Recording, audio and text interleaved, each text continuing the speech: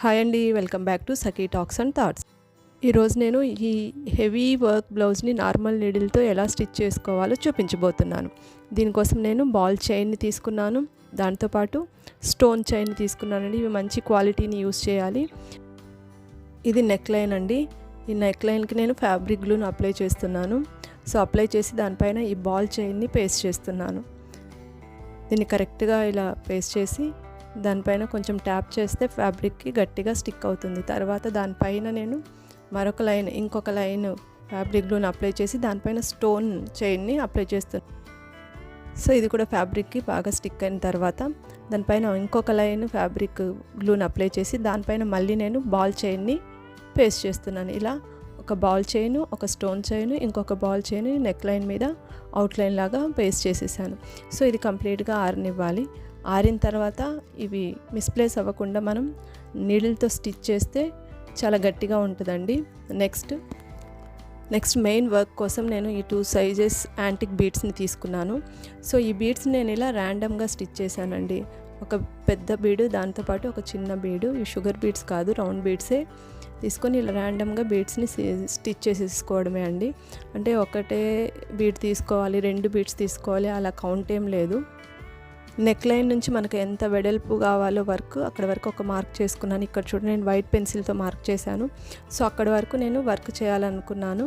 So ఆ gap మొత్తం కూడా మనం ఈ బీడ్స్తో ఫిల్ చేయడం అండి. బీడ్స్ జరగకుండా వాటిని సెక్యూర్డ్గా ఫిల్ చేయాలి. ఇలా ర్యాండమ్గా స్టిచ్ చేసి ఇక్కడ చూడండి, నేను 3 బీడ్స్ని స్టిచ్ చేశాను. సో ఈ బీడ్స్ మిస్ప్లేస్ అవ్వకుండా లేదా జరగకుండా వాటిని మధ్యలో మనం మళ్ళీ సెక్యూర్డ్గా చేసుకోవచ్చు. పెద్ద వర్క్ రాని వాళ్ళు కూడా ఈ హెవీ వర్క్ని ఈజీగా చేసేసుకోవచ్చు అండి. ఫస్ట్ ఈ బ్లౌజ్ నేను స్టిచ్ చేయించేసాను. స్టిచ్ అయిన తర్వాత ఈ వర్క్ని వేశాను. ఈ వర్క్ వేయడానికి కంపల్సరీ బ్లౌజ్ని మనం ఎంబ్రాయిడరీ ఫ్రేమ్కి ఫిక్స్ చేయాలండి. ఎప్పుడైతే ఎంబ్రాయిడరీ ఫ్రేమ్ని యూజ్ చేస్తామో ఈ వర్క్ ఫినిషింగ్ అయితే చాలా బాగా వస్తుంది. లేకపోతే బీడ్స్ అన్నీ లూజ్ అయినట్లుగా కనిపిస్తాయి. సో ఇలాంటి వర్క్స్ చేసినప్పుడు, ఇలా బీడ్స్ని స్టిచ్ చేస్తున్నప్పుడు ఎంబ్రాయిడరీ ఫ్రేమ్ యూజ్ చేయడం అయితే మంచి ఆప్షన్ అండి. సో ఇలా గ్యాప్ అంతా ఫిల్ అయ్యేలా బీడ్స్ని ర్యాండమ్స్గా స్టిచ్ చేసేసుకోవడమే అండి.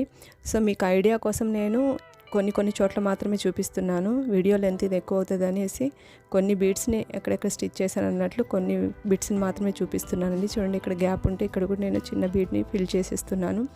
ఇలా గ్యాప్ లేకుండా బీడ్స్ని అన్నిటినీ స్టిచ్ చేసేసుకుంటూ పోవడమే అండి. ఆల్రెడీ మన ఛానల్లో స్టిచ్ చేసిన ప్లెయిన్ బ్లౌజెస్ని ఎలా డిజైనర్ బ్లౌజులుగా మార్చుకోవాలో, వాటి మీద ఎలా వర్క్ చేసుకోవాలో అన్న కొన్ని వీడియోస్ని ఆల్రెడీ నేను పోస్ట్ చేస్తున్నానండి.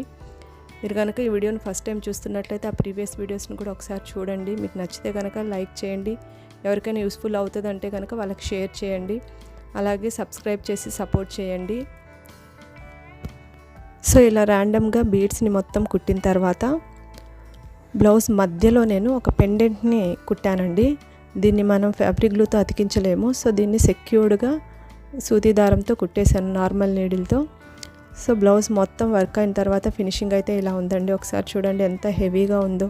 యాక్చువల్గా ఇది బొటిక్లో నేను అడిగితే 4000 అన్నారండి. సో ఒకసారి ట్రై చేశాను, చాలా బాగా వచ్చింది. సో మీకు ఎలా ఉందో, ఈ డిజైన్ ఎలా ఉందో నాకు కామెంట్లో చెప్పండి. Thanks for watching.